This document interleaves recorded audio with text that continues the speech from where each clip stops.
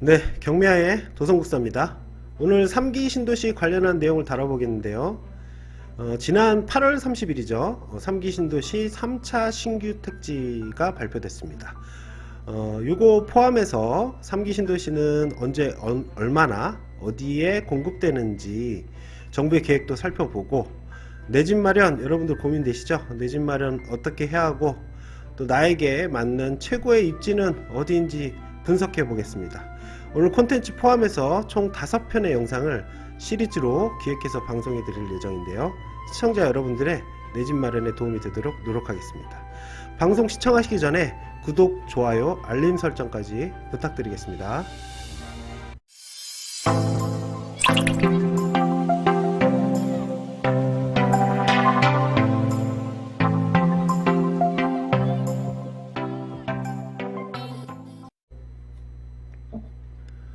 네, 그럼 본격적으로 알아보겠습니다. 네, 정부에서 수도권에만 127만 호의 주택을 공급하겠다라고 발표를 했죠. 수도권 하면 서울, 경기, 인천을 가리키죠. 서울, 경기, 인천인데 서울에만 36만 호, 경기도 76만 호, 인천이 15만 호. 그래서 총 127만 호를 공급하겠다. 엄청난 규모죠. 수도권만 주로 살펴볼게요. 자, 수도권 공공택지 주택, 공공택지, 신규택지죠. 신규택지를 공급하겠다. 그리고 정비사업, 재개발, 재건축을 말하고요. 소규모 정비, 역세권 개발, 공업지역 정비 등 추가적인 공급 계획까지. 매년, 이걸 따져봤더니 매년 한 20만 가구가 공급이 되는 것 같아요. 20만 가구 공급 계획이 있습니다.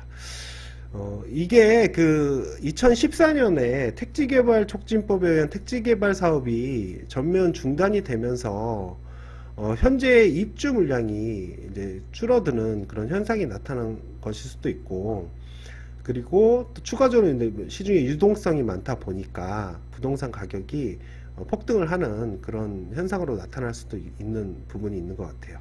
정부의 정책도 문제가 있겠지만, 그래서 정부에서는 이제 부동산을 아무래도 투기 수요로 보고 수요 억제 정책 위주, 그러니까 제도와 세금, 대출 이런 것들을 이제 규제하는 쪽으로 이제 방향으로 갔다가 주택을 대규모로 공급을 해서 수요를 맞춰주겠다, 그런 방향으로 선회한 것으로 보입니다. 어찌됐든 수도권에만 총 127만 호, 매년 20만 호 공급 계획이 잡혀 있다. 그런데 이게 작년 8월 4일 날 이제 발표한 거고요. 추가적으로 올해 2사 대책이죠. 2사 대책으로 대도시권 주택 공급 획기적으로 확대하겠다라는 계획을 발표했는데, 수도권에만 61만 6천 호, 서울에는 32만 호를 추가적으로 공급하겠다. 그래서 기존에 127만 2천 호였거든요. 127만 2천 호 플러스 61만 6천 호 해서 수도권에만 총 188만 8천 호가 공급이 됩니다. 2026년까지 공급이 되는데, 이렇게 되면 수도권에 매년 30만 가구 이상이 공급이 쏟아집니다. 이렇게 대량의 공급이 쏟아지게 되면 어떻게 되죠? 가격은 수요와 공급에 의해서 결정이 되는데, 이것이 또 주의해야 될 부분이 이제 글로벌 거시경제 지표도 봐야 되는 부분이 있습니다. 그건 추가적으로 설명해 드릴게요. 자, 3기 신도시 그럼 어디에 생기는지 한번 살펴보겠습니다. 신도시 하면 신도시 규모는 100만 평 이상을 신도시라고 합니다. 100만 평 이상.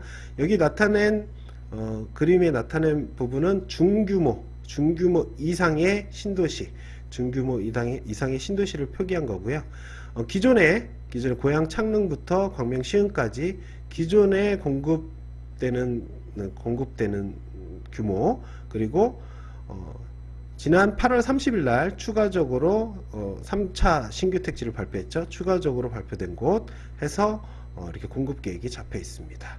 자, 고양 창릉부터 광명 시흥, 그 이외에 의왕, 군포, 안산, 화성, 진안, 이렇게 여기가 이제 100만 평 이상이죠. 신도시가 발표되는데, 이상한 게 있어요. 지난 8월 30일 날 발표된 내용을 보면 의왕, 군포, 안산 이 신도시에는 규모가 공급 규모가 177만 평에 주택수가 4만 1천 가구, 4만 1천 가구죠. 4만 1천 가구인데 여기 보면 하남 교사는 191만 평인데 주택수가 3만 3천 호예요. 작잖아요. 그죠? 면적은 하남 교산이 큰데 주택수는 의왕군포 안산이 더 많다는 거죠. 화성 진안도 마찬가지입니다. 137만 평인데 주택수가 2만 9천 호. 상당히 많은 숫자죠.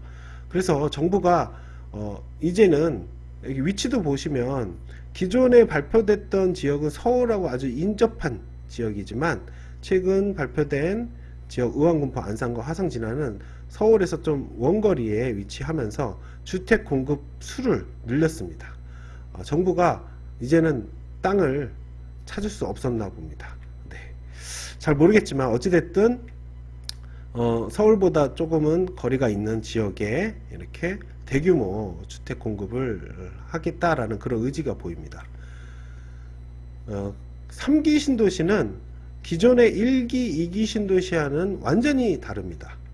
그 이유는 첫 번째는 여기가 서울이잖아요. 서울입니다.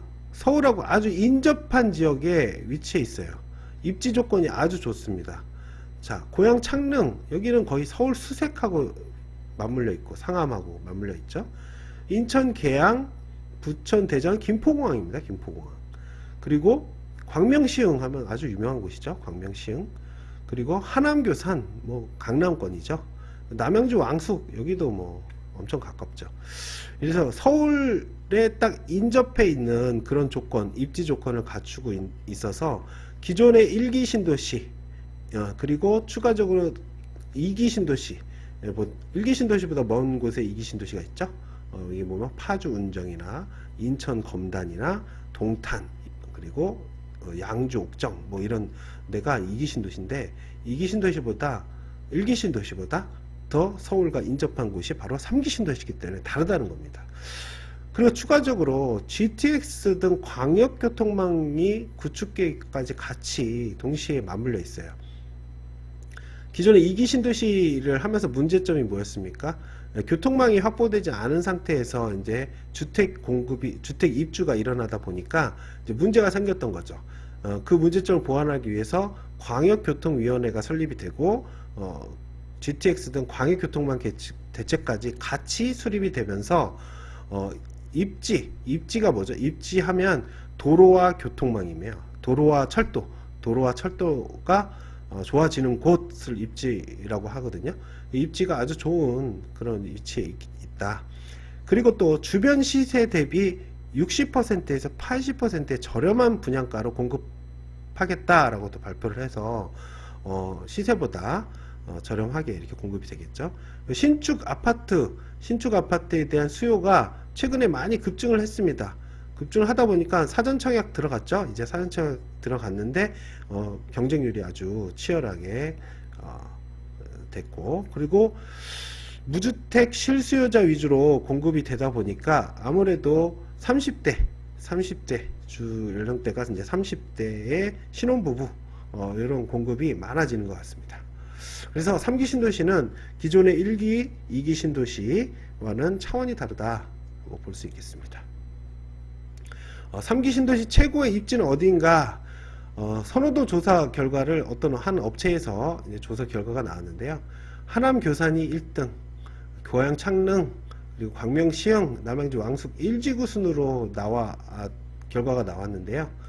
아무래도 강남권에 위치하다 보니까 그런 것 같습니다. 고양 창릉 같은 경우는 이제 GTX A 노선의 신설역, 고양 창릉역이 신설되면서 추가되면서 최근에 이제 빛을 보였고, 그렇다면 3기 신도시 입지 분석 어떻게 해야 할까 한번 살펴볼게요.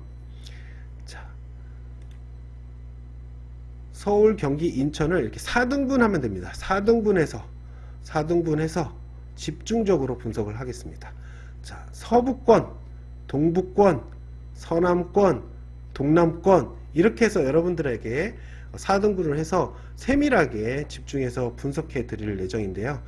오늘은 전반적인 큰 개념, 어디에 공급되고 얼마나 많은 양이 공급되고 하는지, 언제 공급되는지 이렇게 설명해 드릴 거고, 하나씩 이 컨텐츠를 만들어서 여러분들에게 설명해 드리겠습니다. 구독, 좋아요, 알림 설정은 저희 컨텐츠 제작에 많은 도움이 됩니다. 최선을 다하겠습니다.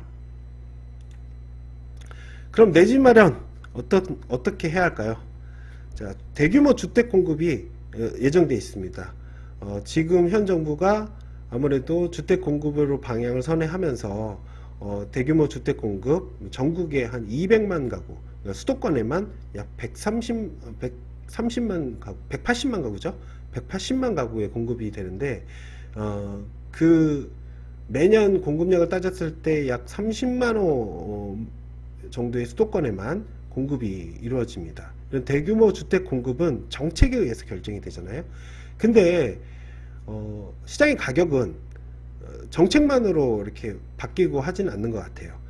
금리 인상이라든가 어떤 거시경제 지표의 변화가 있을 경우에 어떤 큰 리스크가 있을 수가 있습니다. 지금 시중의 유동성이 많이 풀리고 코로나 이후에 저금리 기조를 유지하다 보니까 최근에 이제 부동산 가격이 폭등하고 자산 가격이 일제히 상승하면서, 주식시장도 마찬가지죠. 상승하면서 이제 문제가 야기되면서 한국은행에서 기준금리를 인상을 했습니다. 2년 9개월 만에 인상을 했고, 추후 11월에도 또 추가적으로 인상을 하겠다라고 또 계획하고 있는데, 이런 금리 인상 신호가 이런 주택 공급 신호보다 더 큰 리스크로 작용할 수 있기 때문에 주의해야 하겠죠. 그리고 내 집 마련하는 방법이 여러 가지가 있지 않겠습니까? 이렇게 신도시에 청약하는 거, 그리고 주택 가격이 하락할 때, 주택 가격이 일정하게 상승하지는 않습니다.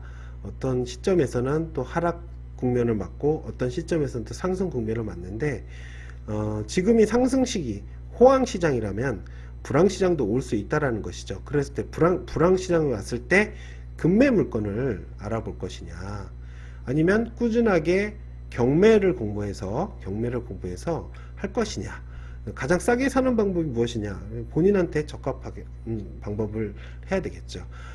하지만 청약 제도도 알아야 되고요, 급매 물건을 알아보면 시세 분석도 알아야 되고, 또 경매라는 것도 또 공부를 해야 됩니다. 그럼 미리 준비를 해야 되지 않겠습니까? 가장 적절한 매수 타이밍, 그 투자하는 타이밍이 결정적으로 만들죠. 매수 타이밍은 언제인가, 이것도 고민을 해야 되는 부분이죠.